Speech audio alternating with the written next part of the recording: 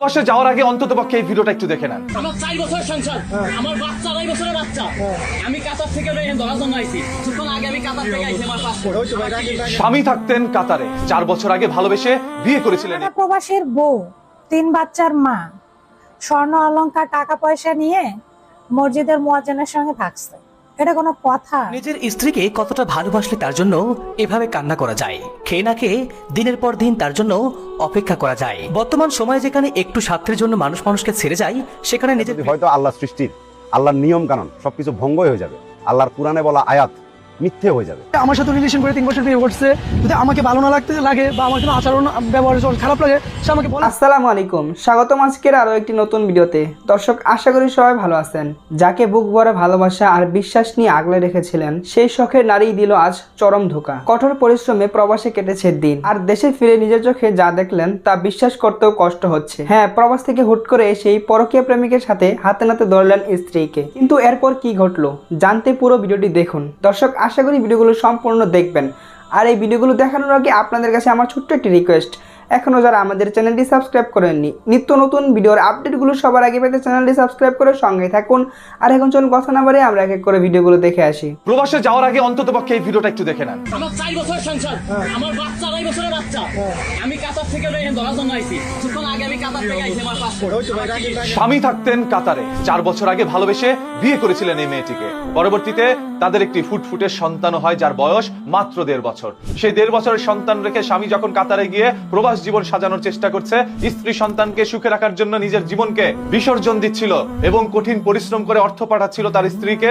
সেই অর্থ ব্যবহার করে তার স্ত্রী আরেকটি ছেলের সাথে পরকীয়া প্রেমে লিপ্ত হয়। সেই পরকীয়া করতে করতে এক পর্যায়ে স্বামীর চাইতে বেশি ভালোবেসে ফেলেন সে পরকীয়া প্রেমিককে। তারপর তাকে বিয়ে করে স্বামীকে ডিভোর্স দিয়ে চলে যায় সেই ছোট্ট সন্তানটাকে রেখে। সন্তান হারালো তার বাবা মাকে, আর স্বামী হারালো তার স্ত্রীকে। এই খবর শুনে কাতার থেকে সেই কাতার প্রবাসী আসে বাংলাদেশে, এসে হাতে নাতে তার স্ত্রী এবং তার পরকীয়া প্রেমিক বা তার স্বামীকে ধরে এবং তার স্ত্রীকে তিনি টেনে হেঁচড়ে বাড়িতে ফিরিয়ে নিতে চাইলো। তার স্ত্রী তার সাথে যেতে রাজি হননি। আর যখন তার পরকীয়া প্রেমিককে মারধর করতে নেয়, তখন স্ত্রী এসে বাধা দেয়, বলে ওকে তুমি আঘাত করো না। মানে স্বামীর চাইতে যখন পরকীয়া প্রেমিকের প্রতি বেশি টান থাকে, তখন ওই উক্তিটি আমাদের মনে পড়ে যায়, ভাতার থাকে কাতারে। তবে আজ তো দেখলাম ভাতার কাতারে থাকে না, ভাতার থাকে বাংলাদেশে আর স্বামী থাকে কাতারে। এখন প্রবাসে যারা যাচ্ছেন তারা একটু সতর্ক থাকবেন, কারণ প্রবাসে যাওয়ার পর আপনার স্ত্রী সন্তান থাকে দেশের মাটিতে, সে আপনাকে না পেয়ে তার চুলকানি মেটানোর জন্য অন্য কোনো ছেলের হাত ধরে এবং দীর্ঘদিন সেই ছেলের সাথে পরকীয়া করতে করতে এক সময় তারা ভালোবাসার সম্পর্কে লিপ্ত হয়ে যায়, তারপর বিয়ে করে বা বিয়ে ছাড়াই সারা জীবন আপনার বউকে ভোগ করতে থাকে।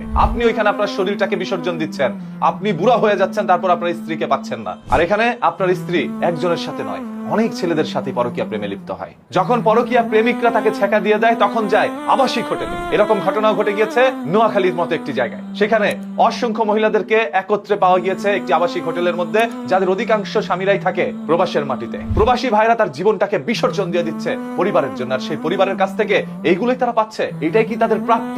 হ্যাঁ, হাদিস এখানে কি বলে? হাদিস বলেছে 40 দিনের বেশি আপনার স্ত্রীকে রেখে আপনি কোথাও যাবেন না, বা গেলে সেই সংসার টিকতে নাও পারে। সেটার বাস্তব প্রমাণ আপনারা এখন পাচ্ছেন।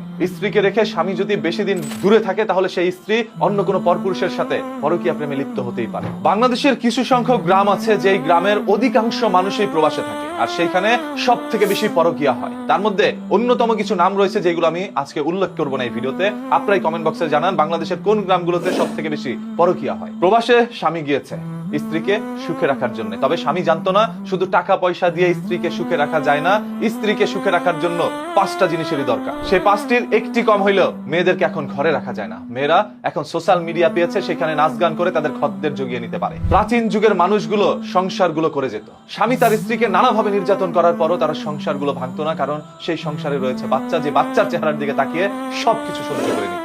আর বর্তমানের সংসারগুলো, ঘরে বাচ্চা যতগুলোই থাকুক না কেন, সেই নারীর বয়স 50 কিংবা 60 হোক, তারপরও সে পরকীয়ায় লিপ্ত হবে, সে চলে যাবে অন্য পরপুরুষের হাত ধরে। আজ এই কাতারের প্রবাসীর ঘটনাটি দেখার পর আমি আপনাদের কাছে এই ভিডিওটি এই জন্যই করলাম যে প্রবাসে যাওয়ার আগে অন্তত পক্ষে এটা একটু ভেবে যায়েন, আপনার স্ত্রীকে কি আপনি আসলে রাখতে পারবেন আপনার ভালোবাসার ছায়ায়, নাকি তার ছায়ার নিচে অন্য কাউকে রাখবে? সেই প্রশ্ন এখন আপনাদের কাছে উত্তরটা কমেন্ট বক্সে জানাবেন, আর ভিডিওটি শেয়ার করে দেন। এটা যদি হয়তো আল্লাহ সৃষ্টির, আল্লাহর নিয়ম কানুন সবকিছু ভঙ্গ হয়ে যাবে, আল্লাহর কোরআনে বলা আয়াত মিথ্যে হয়ে যাবে। আমার সাথে রিলেশন করে 3 বছর বিয়ে করছে, যদি আমাকে ভালো না লাগে বা আমার কোনো আচরণ ব্যবহার খারাপ লাগে, সে আমাকে বলে যাক, সমস্যা নেই আমার কিন্তু চলে যাইবো, কিন্তু আমার 11 বছর ইনকাম সাথে নিয়ে যাইবো, এটা তো মেনে নেওয়া যায় না। তাই আমি আইনের প্রতি শ্রদ্ধা রেখে আমি হাইকোর্টে কুমিল্লা কোর্টের মাঝে মামলা করছি।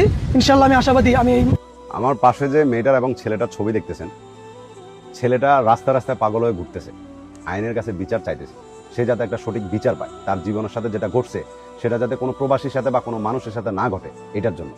কিন্তু ঘটনাটা কি সেটা এবার আপনাদেরকে বলতেছি।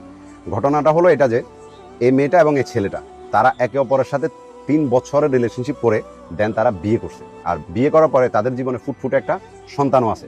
এখন হ্যাপিলি ছিল সবকিছু, অনেক ভালোভাবে চলতেছিল। ছেলেটা ছিল একজন প্রবাসী, আর যে টাকা পয়সা ইনকাম করতো বাইরের দেশে, দেখা গেছে সম্পূর্ণ টাকা পয়সায় তার উপার্জিত সব টাকা পয়সা তার ওয়াইফের অ্যাকাউন্টে দিয়ে রাখতো এবং ভালোভাবে চলতেছিল সবকিছু। দেন একটা সময় সে জানতে পারে যে তার ওয়াইফ অন্য একটা ছেলের সাথে পরকীয়াতে আসক্ত আছে। আর এই বিষয়গুলো যখন জানতে পারছে, যতটুকু ওয়াইফকে বোঝানোর দরকার ততটুকু বুঝাইছে, যেভাবে করা দরকার সবকিছু করছে, কিন্তু তার ওয়াইফের মাইন্ড পুরোপুরি রিফ্রেশ হয়ে গেছে। সে চাইতেছে না যে এই সংসার জীবনে সে থাকুক। সে এমন পর্যায়ে চলে গেছে যে হাজবেন্ড তো দূরে থাক, এই জীবনে যদি তার সন্তানটাও তাকে বাধা দেয়, ওই সন্তানটাকে পর্যন্ত দুনিয়া থেকে সরাই দেওয়ার জন্য প্রস্তুত হয়ে গেছে।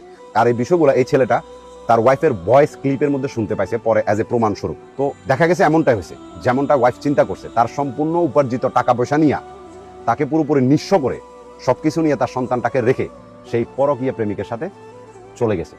এটা জানার পরে হাজবেন্ড দেশে আসলো। দেশে আসার পরে যতটুকু করার দরকার সবকিছু করছে, কিন্তু তার কোনো মতেই কোনো কিছুর ফল পাইতেছিল না। দেখা গেছে ওয়াইফ তার বাবার বাড়িতে আছে, মানে এই ছেলেটা শ্বশুর বাড়িতে আছে তার বউ, এবং ওইখানে গেছে বিভিন্ন উচ্চপদস্থের লোকদের নিয়ে গেল, সমাজের সর্দার বলেন, চেয়ারম্যান বলেন, মেম্বার বলেন, সবাইকে নিয়ে গেছে। যাওয়ার পরে বলতেছে যে মানে যেটা হচ্ছে এটা আমি সব ভুলে যাব, আমার সন্তানের দিকে তাকাই হলো তুমি চলে আসো। তখন তার ওয়াইফ স্ট্রেট ফরওয়ার্ড বলছে যে আমি তোমার সাথে সংসার করব না, আমি তোমার কাছে যাব না।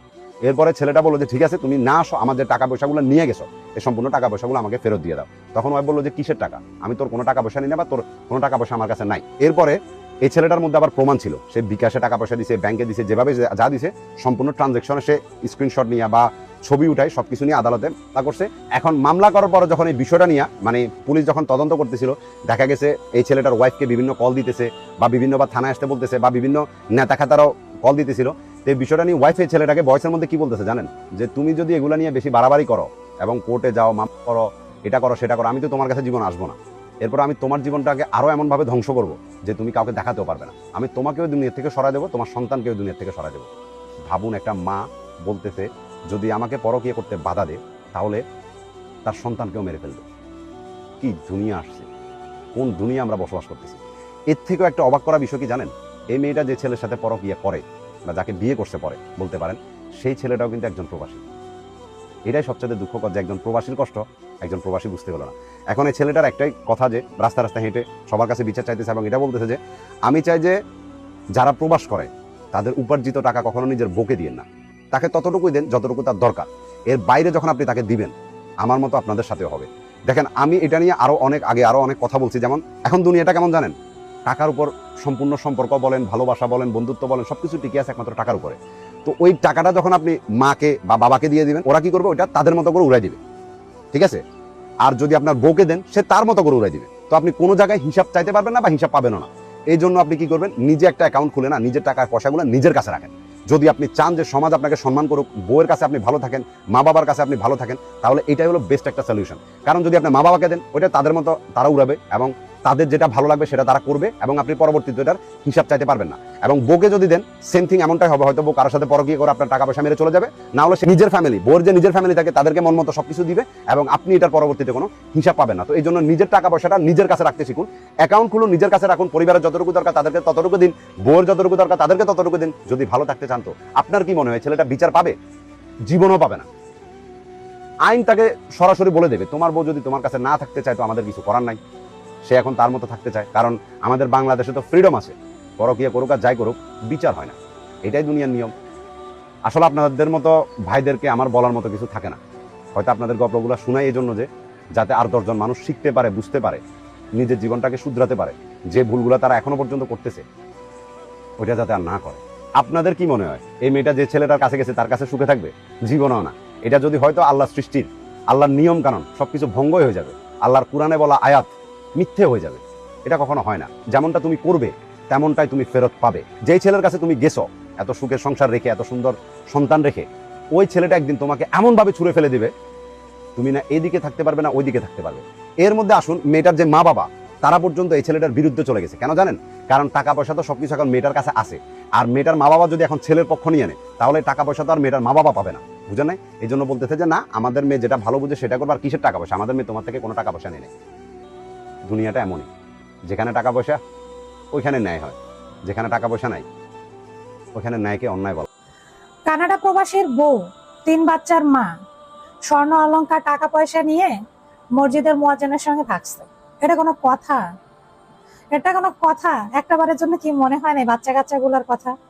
আমি না বুঝি না, এরকম ঘটনা ফেসবুকে ঢুকলে হাজার হাজার। বাচ্চা ফেলায় রাখা যে মহিলা চলে যাইতে পারে, সে আবার অন্য জায়গায় গিয়ে সংসার করবে কিভাবে? আর এই মুয়াজ্জিনটারও কাম দেখেন, এবার তো এই মহিলার থেকে বয়স কম, ঠিক আছে?